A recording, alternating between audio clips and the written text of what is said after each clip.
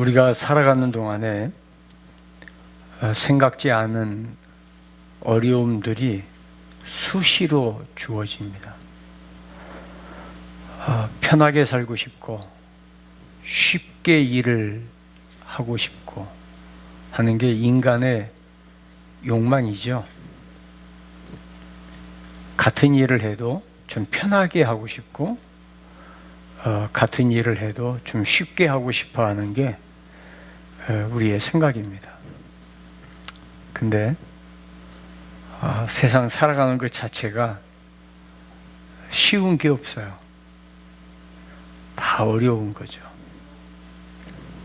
우리 젊은 친구들 같이 이야기 들어보면 직장에 취업되거나 혹은 알바를 하더라도 너무 힘들다고 그래요. 근데 우리가 살아있는 것 자체가 너무 힘든 거예요. 세상이 어차피 힘든 겁니다. 이렇게 만만한 게 아니에요. 근데 우리가 힘든 일 가운데에서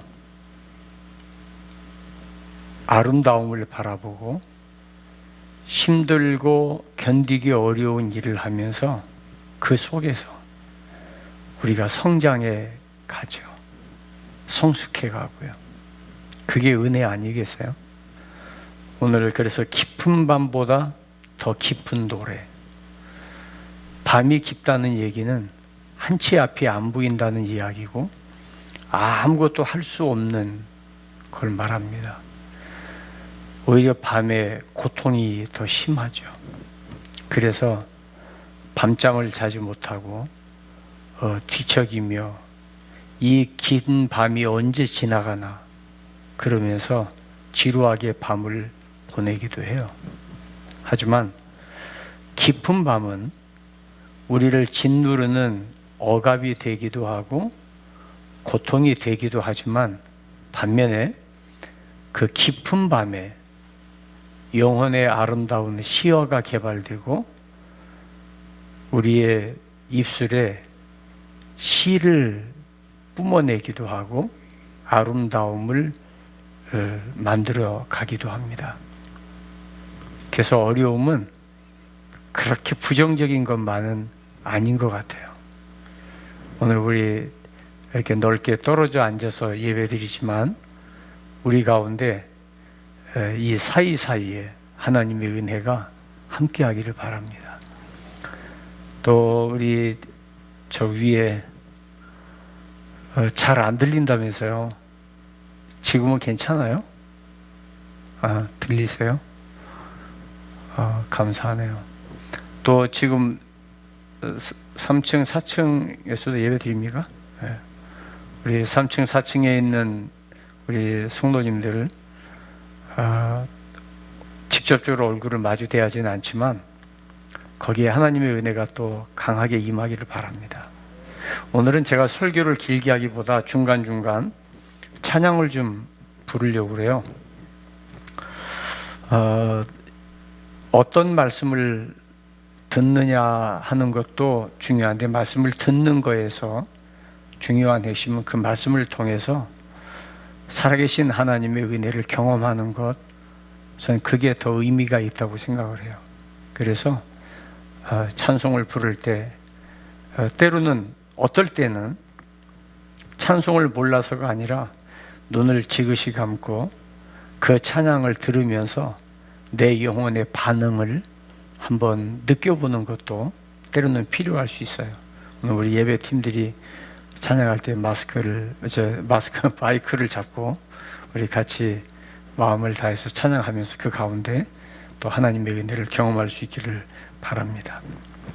우리가 살아가면서 이건 내가 할 수 없어, 이건 도저히 내 힘으로 안 돼 하는 어떤 극단적인 이 좌절을 경험하게 될 때 우리는 두려움에 빠지게 되어집니다. 내 인간의 절대 한계에 부딪히기 때문이죠. 할 수 있는 게 아무것도 없는 거예요. 우리가 겨울을 어떻게 할 수가 없어요. 어두운 밤, 땡길 수도 늦출 수도 없어요. 바다 한군 가운데서 만나는 거대한 폭풍, 잠잠하게 할 수 있는 힘이 없어요. 지진이 일어날 때, 땅이 입을 벌릴 때, 산사태가 날 때 인간의 힘이 아무것도 할 수 없어요. 그냥 그 앞에 속수무책으로 무너지는 것밖에 없습니다. 내일이 문제가 아니라 당장 오늘 눈앞에 희망이 보이지 않을 때 우리는 당황하게 되어지죠. 주변에 아는 사람은 많은 것 같은데 내가 정말 어려울 때 곁에 있어줄 사람이 아무도 없을 때, 찾아오는 사람 없을 때 느끼는 고독감, 외로움. 나이가 들어갈수록 더 커지죠. 나이가 들수록 추억을 먹고 산다고 그래요. 나이가 들면 지나간 옛날 이야기, 경험했던 것들, 추억을 먹고 사는 나이가 되면 의미를 찾기 시작한다고 그럽니다. 어느 것 하나 사람이 할 수 있는 것 없을 때 우리는 무력감을 느끼게 됩니다. 그럴 때 두려움에 사로잡히고 공포에 빠지게 되어지죠. 근데 놀랍게도 그 순간에 하나님을 만날 수 있는 가장 좋은 순간이 되기도 합니다. 시편의 대부분들은 물론 즐겁고 기쁘고 감사한 일이 있어서 부른 노래들도 있지만 대부분의 시편은 영혼의 깊은 밤에 부르는 노래가 훨씬 많아요. 시중에 나와 있는 시들 중에서 영혼의 울림이 있는 시는 오랜 세월 동안의 고난과 고통과 괴로움 속에서 견디고 버티고 이기면서 그 영혼이 토해내는 보석 같은 언어들, 그 한마디 한마디가 다른 사람에게 공감이 되어지고 그 시를 통해서 다른 사람이 살아갈 수 있는 용기가 되어질 때 사람들이 그 시를 좋아하게 되어지죠. 그래서 시편은 밤에 부르는 노래입니다. 욥기서를 사람들이 즐겨 읽는 것은 그 모진 고통 속에서 끝까지 하나님을 향한 믿음을 붙들고 주변 사람들이 다 포기하라고 이야기할 때에도 포기하지 아니하고 마지막까지 하나님을 붙들고 있는 욥의 그 모습이 우리가 본받고 싶은 모습이고 우리가 닮고 싶은 모습이 되는 거죠. 우리는 기도할 때 하나님 나에게 힘든 일 좀 없게 해주세요. 너무 견디기 어려워요. 하루가 너무 지루해요. 이 고통이 언제 끝나죠? 내가 하나님을 믿고 주님 앞에 내 신앙을 고백하는데 어려운 일이 없으면 좋겠어요. 그렇게 기도를 합니다. 근데 하나님이 그 고통을 없애주기는커녕 오히려 뼛속 깊이 더 고통을 경험하게 되거나 아니면은 절대 고독 속에 잠기도록 나와 연관된 모든 관계가 다 끊어져요. 그래서 혼자 덩그러니 남아서 밤하늘의 별들을 바라보며 내 인생이 여기서 끝인가를 생각하게 되어집니다. 근데 하나님은 그런 우리에게 고난의 현실을 견딜 수 있는 힘을 주세요. 저는 그게 은혜라고 생각해요. 그 시련 때문에 내가 성장하고 그 시련 때문에 생각의 폭이 넓어지고 그 시련 때문에 남을 이해하고 배려할 수 있는 용량이 커지는 거예요. 고통을 맛보지 않은 사람이 어떻게 인생을 이야기하겠어요? 여러분 그런 이야기 들어보셨죠? 눈물 젖은 빵을 먹어보지 않고 인생을 떠나지 마라. 요즘 또 희자되는 이야기가 손자를 보지 않고 인생을 말하지 마라. 정말 그런 것 같아요. 오늘 우리가 이 말씀 속에서 시편 139편은 시편 138편에 대한 대답입니다. 138편에서 시인은 하나님 앞에 감사해요.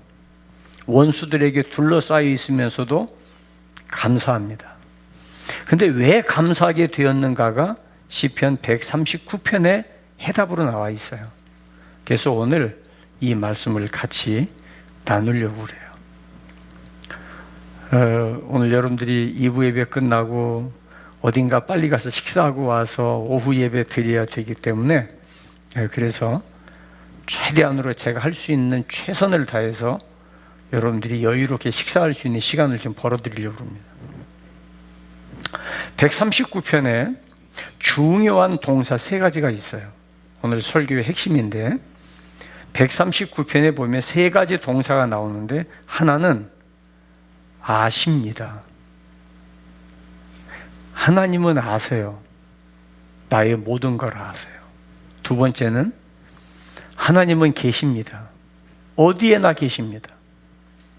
하나님은 하십니다. 내가 못하는 걸 하시고 나보다 먼저 하시고 친히 하시고 앞서서 하세요. 아십니다. 계십니다. 하십니다. 앞에 글자 한 자씩만 바꾸면 돼요. 전부 십니다로 통합니다. 같이 한번 해볼까요? 아십니다. 계십니다. 하십니다. 누가? 하나님께서.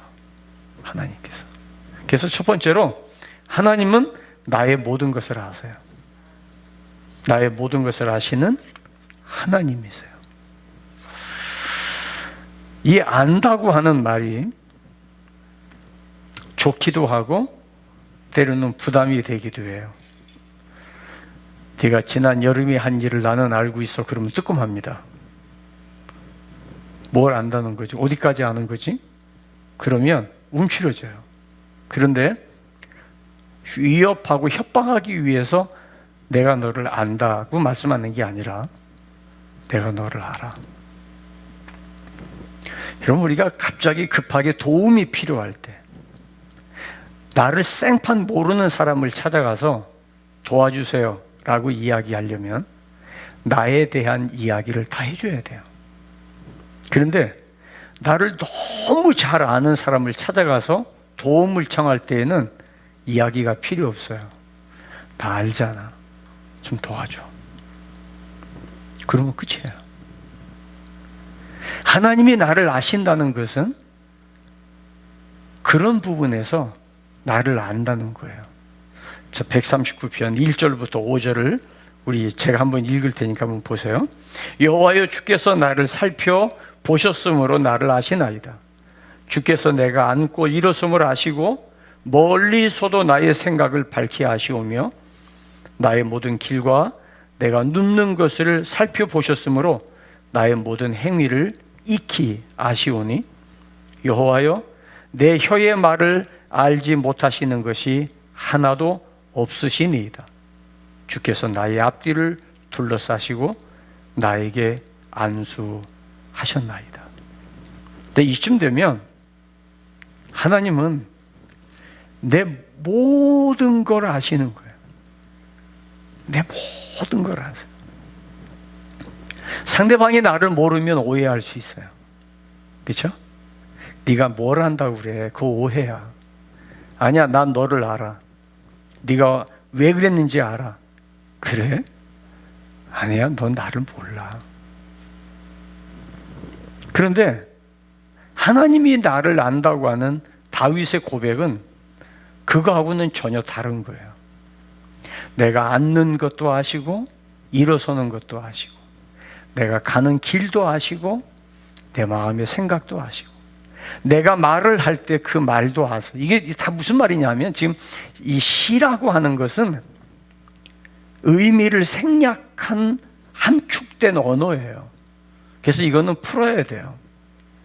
다윗이 하나님 앞에 고백하기를 하나님 아시죠? 나를 살펴보셨으므로 하나님은 나를 아십니다. 이 말은 내가 태어나기 전부터 지금까지 나를 아시고 내가 나아갈 장래까지도 하나님은 아신다고 하는 거예요. 하나님이 아신다고 할 때 주께서 내가 앉고 일어섬을 아시며, 이 말은 앉는 거 알지? 그런 의미에서의 이 말이 아니에요. 내가 왜 그 자리에 앉았는지, 내가 왜 여기에 앉으려고 하는지 이유도 아시고 목적도 아시고, 내가 일어섰어요. 앉았다가 누웠다가 일어날 때 내가 왜 일어났는지, 일어나서 내가 무엇을 하려고 하는지 아신다는 거예요. 저희 요즘 가끔이 아니라 점점 빈도수가 많아지는데, 뭘 하려고 서재실에 들어가서 갔다가 잊어버려요. 나오다가 전 내가 그거 하려고 들어갔지. 다시 들어가요. 들어가서 하려고 준비하다가 또 잊어버리고 또 나와요. 어제는 제가 3번 그랬어요. 야, 이거 자꾸 내가 왜 잊어버리지? 생각하면 이거 심각한 건데, 치매라는 것은 추억을 잊어버리는 건데, 그렇게 생각하면 심각해져요. 그런데 내가 기억하고 있는 것도 이제는 비워야 될 때가 왔구나. 그건 내가 다 끌어안고 있을 이유가 없구나 생각하면 굳이 그렇게 걱정할 거 없어요. 잊어버리면 다시 하면 되지. 생각날 때 하면 되는 거고. 그렇죠? 전화번호 모르면 전화 안 걸면 돼. 고민할 거 없어요. 전화번호가 기억이 안 난다는 말은 전화할 필요 없다는 얘기로 생각하면 되니까, 난 너무 그걸 그렇게 고민해서 그렇게 너무 걱정하시지 마세요. 사람 이름이 생각이 안 나면 물어보면 돼. 이름 뭐냐고.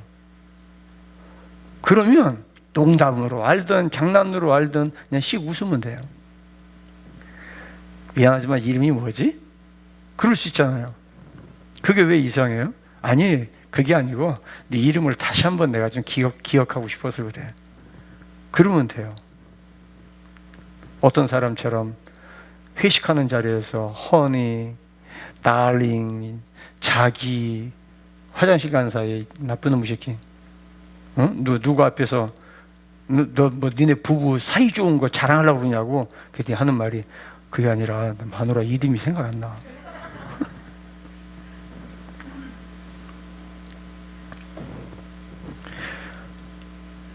여호와께서 내 혀의 말을 알지 못하시는 것이 하나도 없으시니, 이 말은 물론 내가 하는 말 하나님 아시죠. 근데 그게 아니라 내가 무슨 의도로 이 말을 하는지 표현하지 않은 것까지 하나님은 아신다, 이 말. 그거예요. 얼마나 감사해요. 얼마나 감사해요. 근데 이거를 모르면 오해하고 기분이 나쁠 수 있고, 그것 때문에 감정이 상할 수 있어요. 근데 우리가 사람의 생각을 어떻게 다 알겠어요? 부부라도 어떤 생각으로 그렇게 했는지 몰라요. 그것 때문에 오해할 때 있잖아요. 근데 하나님은 아신다는 거예요. 하나님이 아신대요. 네가 지금 그 말한 거는 네가 나를 싫어서 하는 말이 아니라 네 마음 내가 알아. 괜찮아. 베드로가 주님 모른다고 3번 부인했는데 한 번도 그 문제 가지고 베드로한테 책임 묻지 않으셨잖아요. 그건 뭐예요? 안다는 거예요. 그래, 알아. 네가 나 사랑하는 거 알아. 근데 내가 확인하고 싶은 거야. 너 나 사랑하니? 사랑하는 거 주님 알잖아요. 그래, 알아. 내 양을 먹여. 그거 아니에요? 사랑하지 않아서 확인하는 거 아니잖아요. 주님 아세요. 내가 지금 이 어려운 시대에, 이 힘든 때 하루하루를 버티기가 얼마나 힘든지 주님 아세요. 아무도 몰라도, 아는 사람 아무도 없어서 내가 힘들게 하루하루를 지난다 할지라도 주님은 아세요. 5절은 뭐라고 그랬어요? 나의 앞뒤를 둘러싸시고. 이 번역을 너무 참 이렇게 간단하게 해주셨는데, 이 말은 뭐냐면 내가 뒤돌아설 때에도 주님은 거기 계시고 내가 앞으로 갈 때에도 주님은 거기 계십니다. 이 말을 참 우리 한국말처럼 아주 함축딱해서 앞뒤로 둘러싸시고 그런 거예요. 우리 한국말이 참 좋습니다. 우리나라 말처럼 좋은 말이 없어요. 네, 한국말을 외국어로 번역하기가 제일 힘들다고 그래요. 목욕탕에가 뜨거운 물에 들어가서 어우 시원해, 이걸 영어로 쿨이라고 해야 돼요? 번역이 안 돼요. 번역이 안 돼요. 우리나라 김치는 외국 사람들은 배추김치 하나만 있는 줄 아는데 우리나라 김치 종류가 10가지가 넘어요. 심지어는 물도 김치예요. 물김치.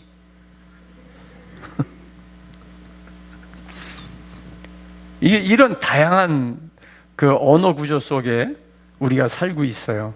근데 하나님이 내가 일일이 설명하지 않아도 아신다는 거죠.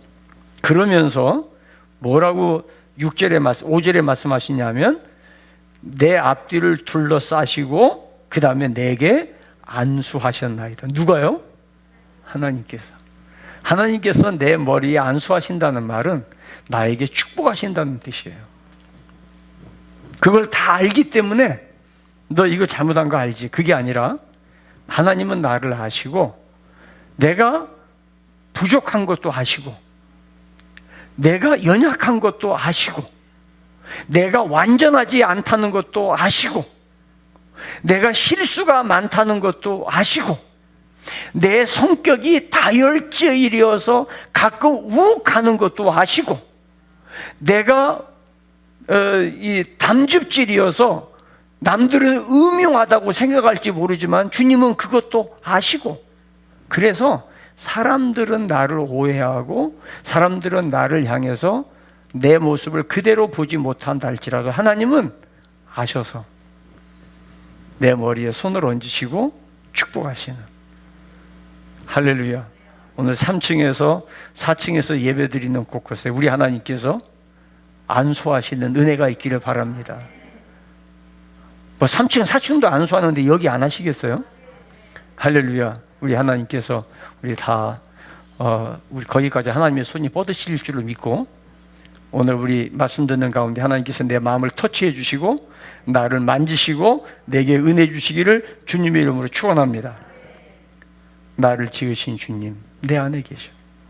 처음부터 내 삶은 주의 손에 있었죠. 내 이름 아시죠? 주님.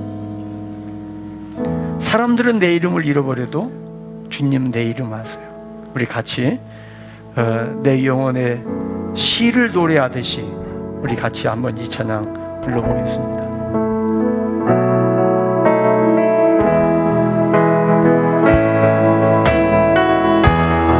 나를 지으신 주님 내 안에 계셔.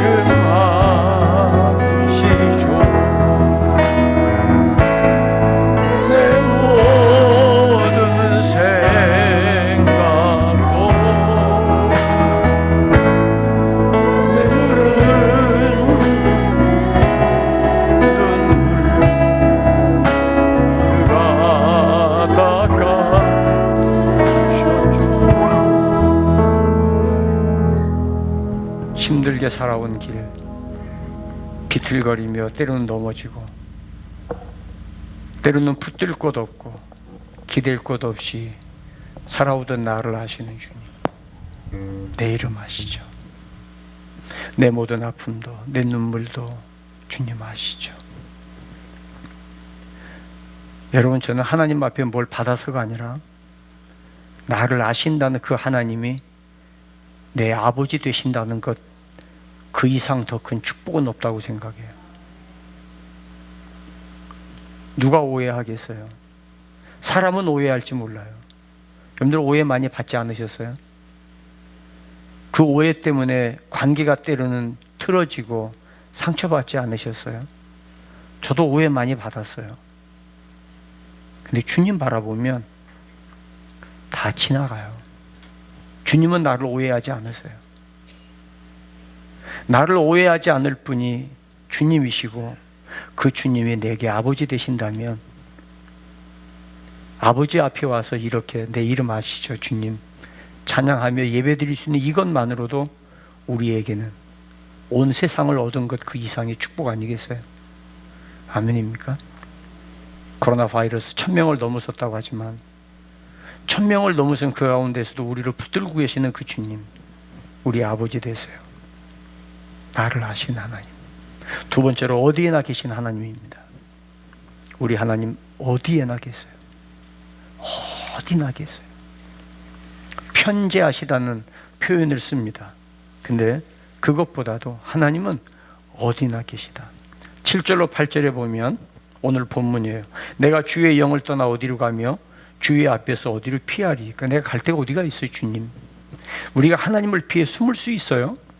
미안하지만 하나님 앞에 숨을 데가 없어요. 여러분들 아이들하고 숨바꼭질을 해본 적 있으시죠? 다 알아요, 어디 숨는지. 애들 숨는데 뻔해요. 집안에서 애들 숨는데 지가 아무리 숨어봤자 몇 군데 딱 가서 보면 알아요. 알지만 안 찾아요. 알면서 엉뚱한 데 가서 어디 있지? 얘 어디 숨은 거야? 도대체 어디 숨었기에 안 보이는 거야? 얘 귀신같이 숨었네? 걔 엉뚱한 데 가서 뒤적거리고 야, 너 어디 숨은 거야? 뻔히 알면서 일부러 피해가요. 그러면 이 아이가 너무 재밌는 거예요. 아빠가 나를 못 찾아. 야, 우리 아빠 내가 모르겠는데 숨을 수 있어. 여러분, 하나님께서 내가 어디 계신지를 모르시겠어요? 심지어 뭐라고 그랬어요? 내가 하늘 꼭대기 올라왔는데 거기 가보니까 하나님 거기 벌써 와 계세요. 내가 저 땅속 땅굴 속 깊이 들어가 봤더니 하나님이 거기 벌써 기다리고 계세요. 새벽 날개를 치고 바다 끝에 갔더니 거기 하나님이 벌써 좌정에 계시는 거예요. 하나님 안 계신 데가 어디야?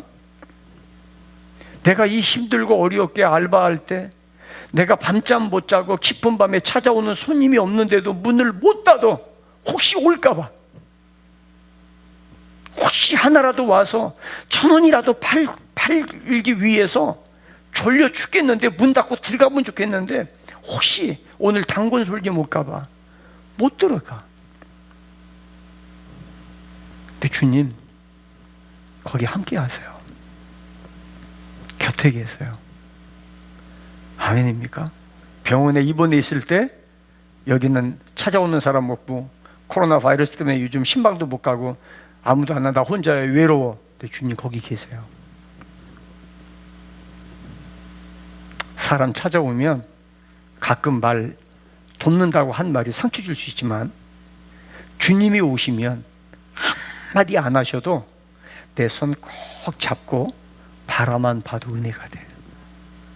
아멘입니까? 주님 어디에나 계세요.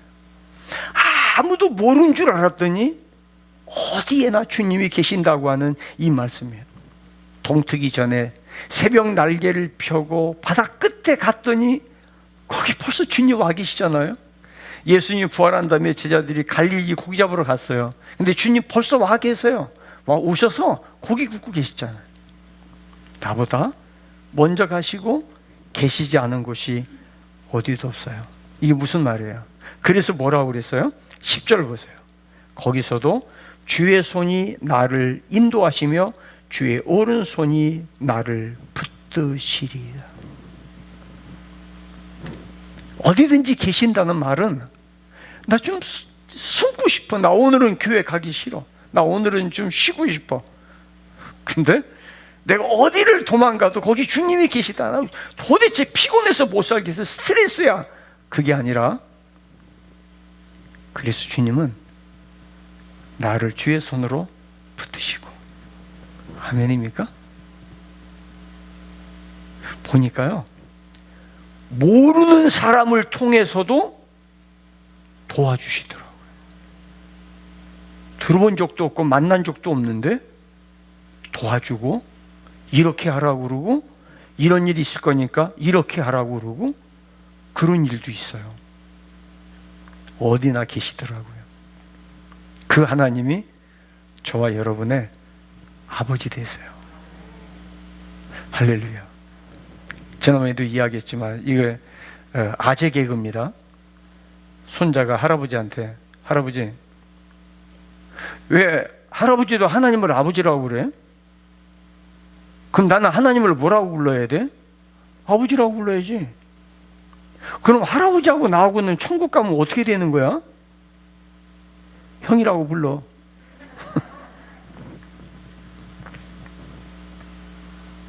하나님이 어디나 계신 것은 힘들고 어려울 때, 내가 넘어질 때 나를 붙잡아 주시려고, 나와 함께 하시려고. 저희 교회 지금은 이제 먼 곳으로 이사 가셨는데, 권사님 손녀가 학교 졸업하기 전에 직장이 취업이 돼서 첫 출근하던 날, 승용차 몰고 가다가 덤프트럭하고 정면 충돌해서 현장에서 세상을 떠났어요. 하늘이 무너지고 땅이 꺼지는 거죠. 연락이 와서 갔는데 뭐라고 설교해야 될지를 모르고, 정말 제가 이런 경우가 없었어요. 여기 뭐라고 위로를 해야 돼요? 제일 예쁜 손녀딸이었대요. 그래서 제가 위로 예배, 제정신이 아니게 위로 예배 인도하고 절대로 다 장례를 맡겨서 돌아와서 교회 와서 기도합니다. 하나님, 이 집에 뭐라고 위로해야 돼요? 이 아이가 예수를 잘 믿었으니까 천국 간 건 알겠는데, 얘 아빠가 예수를 안 믿어요. 근데 천국 갔다 그러면 얘 아빠가 믿겠어요? 뭐라고 얘기해야 돼요? 정말 주님 답답합니다. 그리고 기도하는데 제가 그런 경험 처음이에요. 교통사고 난 현장이 환상 가운데 보이더라고요. 근데 덤프트럭이 승용차를 덮치는 순간 하나님의 손이 그 아이를 차에서 부딪히기 전에 반짝 들어 올리는 게 환상으로 보이더라고요. 그래서 제가 그 이야기를 했어요. 사실 내가 이래서, 내가 지금까지 목회하면서 장례식 많이 인도해 왔지만 이런 경우는 처음이었어요. 근데 하나님 앞에 솔직하게 기도했다. 하나님, 왜 이런 일이? 무슨 뜻입니까? 어떻게 하라고? 그랬더니 그 환상을 보여주셔서, 이 아이가 죽음의 위협과 죽음의 두려움의 순간 주님의 품에 안겨서 하나님 앞에 가는 모습을, 그 평화로운 모습을 보여주셨노라고. 그 장례식 끝나고 아빠가 예수를 믿기 시작했어요. 장례 다 끝나고 찾아왔더라고요. 목사님, 그날 그 말씀에 제가 예수 믿기로 했습니다. 딸이 믿던 하나님, 저도 믿기로 했습니다. 하나님 어디에나 계세요. 그래서 하나님의 그 손으로 나를 인도하시고 붙드시고 이끌어가세요.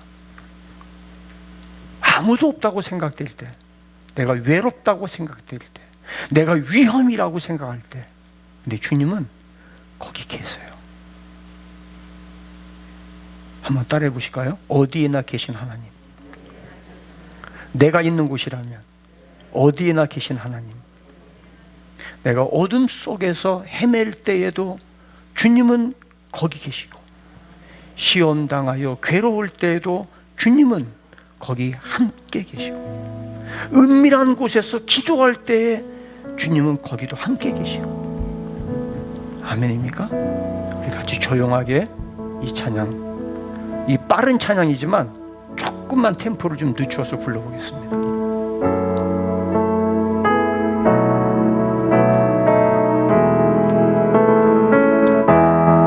내가 어둠 속에서 헤맬 때에도 주님은 함께 계셔. 내가 시험 당하여 괴로울 때도 주님은 함께 계셔. 내가 은밀한 곳에서 기도할 때도 주님은 함께 계셔. 내가 아무도 모르게 선한 일 할 때, 아무도 모르게 선한 일 할 때도 주님은 함께. 힘이 없고 연약한 사람들에게, 힘이 없고 연약한 사람들에게 주님은 함께 계셔. 세상 모든 형제와 자매들에게 주님은 함께 기뻐 찬양 할렐루야. 아멘 할렐루야 할렐루야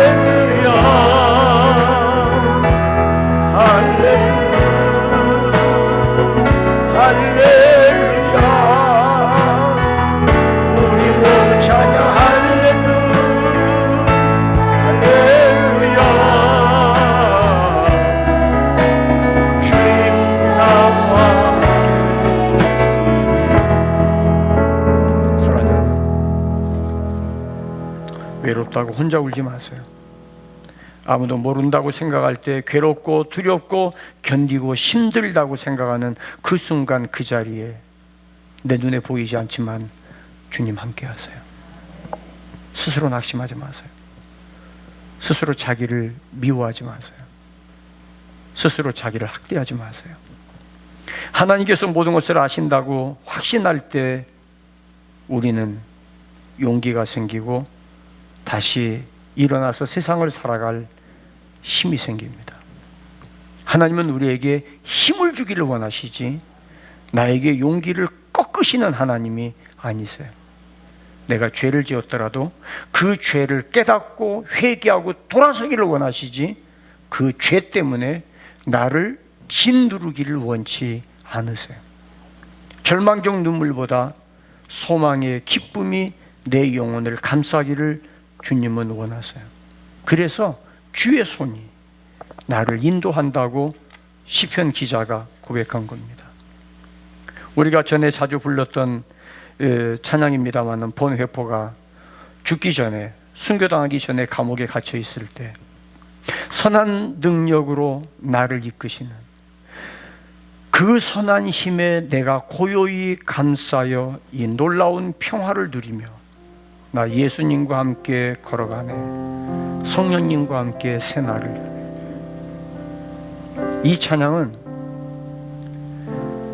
이 찬양이 지어진 배경과 본회포의 신학적 배경 때문에 비판하는 사람도 있습니다마는, 그러나 이 찬양의 가사의 내용은 독일 국민들이 절망과 좌절에 빠졌을 때 어마어마한 힘이 되어 주었어요. 우리 이 찬양 같이 부르면서, 부를 때 주님의 그 손이 내 머리에 안수하고 그 손한 손에 그 능력이 나를 감싸는 은혜가 오늘 이 시간 우리 가운데 넘치기를 주의 이름으로 축원합니다. 같이 부릅니다.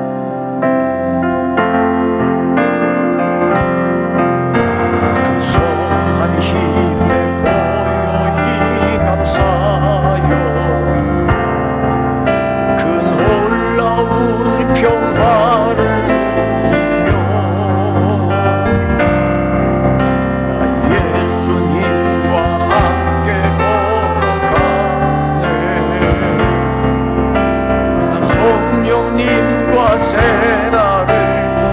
지나간 허물 어둠의 날들이 지나간 허물 어둠의 날들이 무겁게 내 영혼 들어도 주를 변치 마시고 약속의 구원을 아멘 아멘. 선한 능력 우릴 감싸시고 믿음으로 일어날 일 기대하네. 주 언제나 우리와 함께 계시고 또 하루가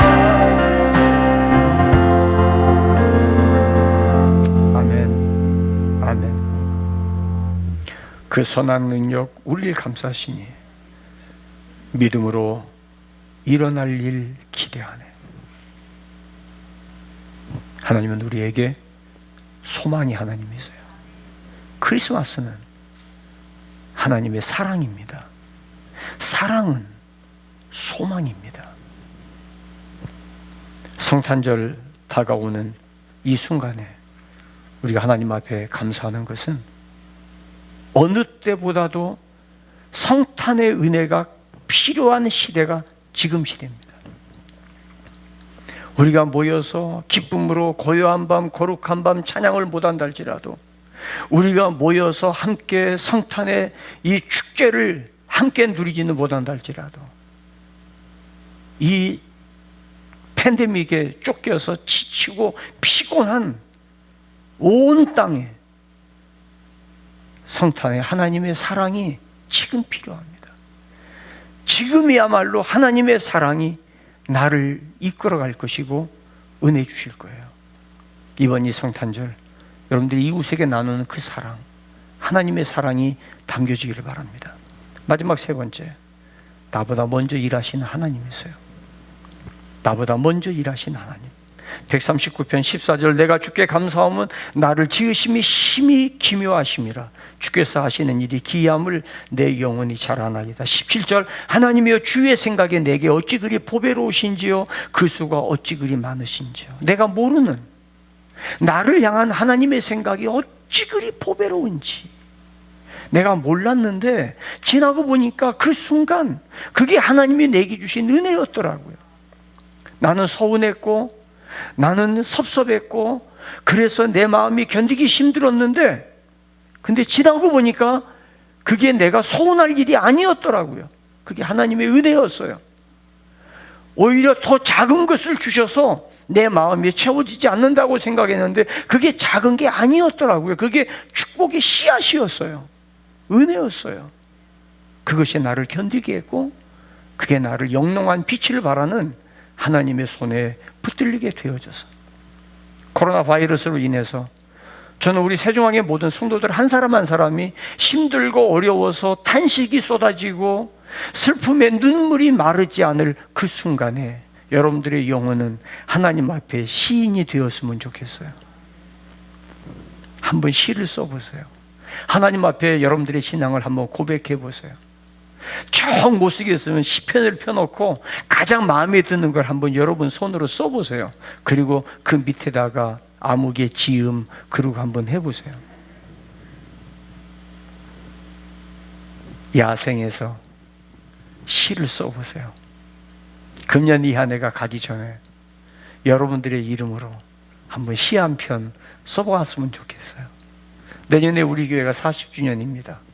40주년을 바라보면서 우리 성도들 한 사람 한 사람이 40주년을 바라본 여러분들의 고백이 40주년을 향한 한 편의 시로 태어나면 얼마나 좋을까 생각해 봅니다. 아, 목사님 나 시 못 써요. 아니, 여러분들 시인대라는 이야기가 아니에요. 한번 해보자는 거예요. 한번 써보자는 거예요. 제가 제일 힘든 게 글 쓰는 거예요. 저는 국민학교 다닐 때부터 장문 시간이 제일 싫었어요. 진짜 싫어요. 이 장문 시간을 왜 넣어놔가지고 그 시간이 얼마나 지루한지 45분이 45시간처럼 지루했어요. 그리고 한 번도 써가지고 작품에 당선된 적이 없어요. 오히려 혼났어요. 이따구로 썼냐고. 근데 뜻하지 않냐게 수필가가 됐어요. 신기한 일이에요. 하늘이 웃고 땅이 웃을 일이에요. 40년 동안 주부에다 글을 써보니까 그렇게 되더라고요.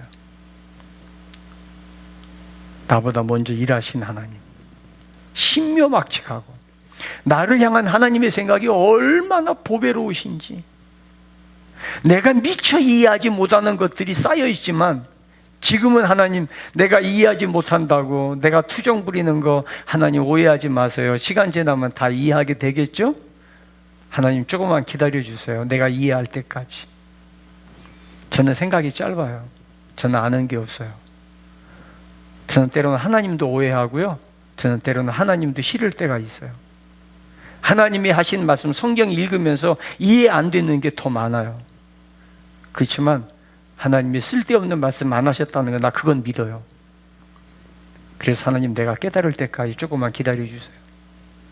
자꾸만 아내가 날들어 믿음 없다고 그러는데, 언제 믿음 크냐고 그러는데, 하나님 솔직하게 내가 표현 안 하지만 내 안에 믿음의 싹이 좀 나고 있거든요. 네, 하나님 아시죠? 조금만 기다려 주세요. 내가 보란 듯이 아내보다 믿음이 훨씬 더 크는 날이 있을 거라고 저는 이를 악물고 다짐하고 있습니다. 그 날이 오면 내가 내 아내 새벽에 깨워가지고 나오겠습니다.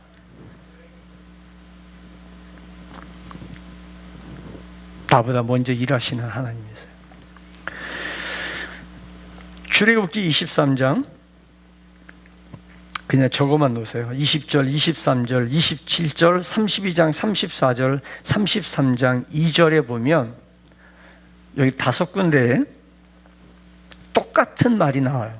하나님께서 내 사자를 내 앞서 보내요. 하나님이 사람을 통해서, 아니면 천사를 통해서, 아니면 하나님의 어떤 위험을 통해서 나보다 앞서 보내셔서 내 길을 지켜주시고 보호하시고 인도해 주시겠다고 말씀하셨어요. 여러분, 이런 하나님의 은혜를 경험할 수 있기를 바라요. 생각지도 않은 사람이 연락이 와서 도와주고, 알지도 못하는 사람이 찾아와서 조언해주고, 그런 거 이렇게 하면 도움된다고 알려주고, 아멘입니까? 이런 일들이 있기를 바라요. 행여나 혹시 시험 볼 때 선생님이 옆에 와서 사지선다형 답을 알려주면 얼마나 좋을까? 그건 천사가 아니에요. 그런 천사는 없어요. 기대하지 마세요. 근데 하나님께서 출애굽기서 23장 20절, 23절, 27절에 내 사자를 내 앞서 보내어 길에서 너를 지키고 인도하고 가르치고, 아멘입니까? 나의 갈 길을 타가도록 주님 인도하세요. 마태복음 2장 9절에서는 동방 박사가 아기 예수 탄생한 곳을 갈 때 별이 앞서 인도하여 가고,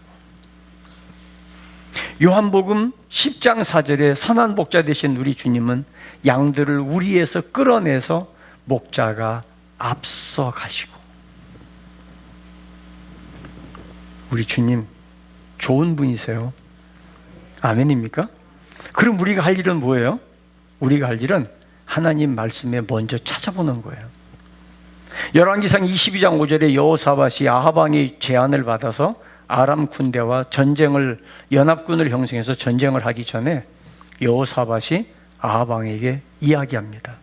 왕이요, 여기 여호와께 말씀을 물을 만한 선지자 없습니까? 여호사밧은 아합과 달랐어요. 먼저 하나님께 여쭈어 보기를 원했어요. 먼저 하나님께 물어보기를 원했어요. 하나님 말씀이 무엇을 말씀하시는지 듣고 싶었어요. 다윗은 언약궤를 블레셋에게 빼앗겼던 언약궤 오벳에돔의 집에 머물러 놨을 때 예루살렘으로 이 언약궤를 옮겨오기 전에 역대상 16장 7절에 보면 아삽 그 형제를 통해서 먼저 하나님께 감사하게 했어요. 먼저 감사했어요. 먼저. 나보다 먼저 일하시는 하나님, 나보다 앞서 행하시는 하나님 앞에 그 길을 묻는 질문을 하고 그리고 먼저 감사하는 거예요. 한번 해보세요. 금년 다 가기 전에 먼저 감사해 보세요. 지금까지는 우리가 주신 은혜에 대한 감사했어요. 근데 이제는 우리가 성숙해서 주실 은혜를 감사하고 주실 하나님을 바라보며 감사할 수 있는 은혜가 있기를 바랍니다. 아멘입니까? 그래서 시편 138편 3절입니다.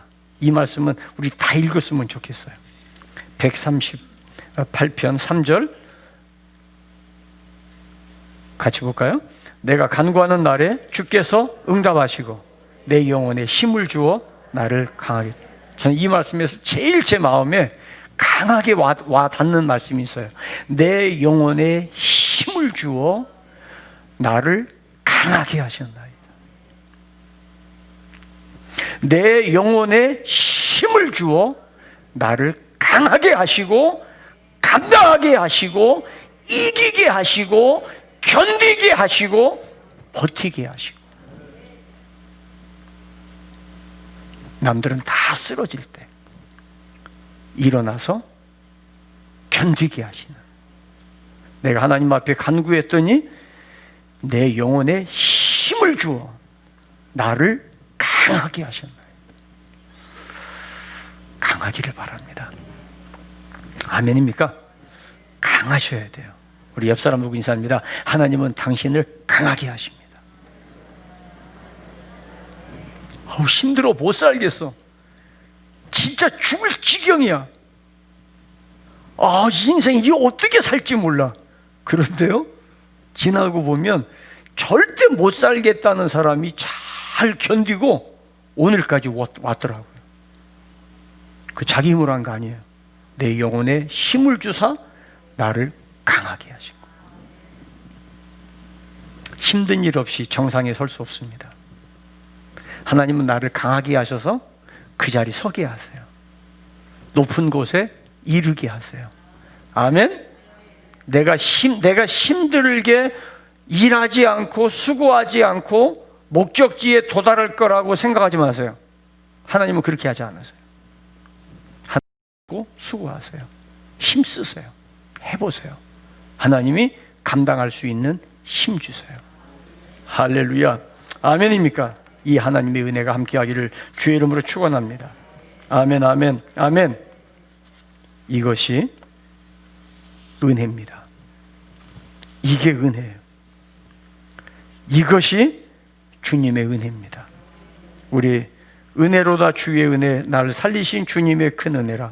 우리 이 찬양 같이 부르면서 주여 나에게 그 은혜 주세요. 내 영혼을 힘있게 하사 나를 강하게 해주시고 주의 손이 나를 안수하여 이 시간 나를 벌떡 일어나게 하여 주옵소서. 우리 이 찬양 간절한 마음으로 부릅니다. 은혜로다 주의 은혜 날 살리시고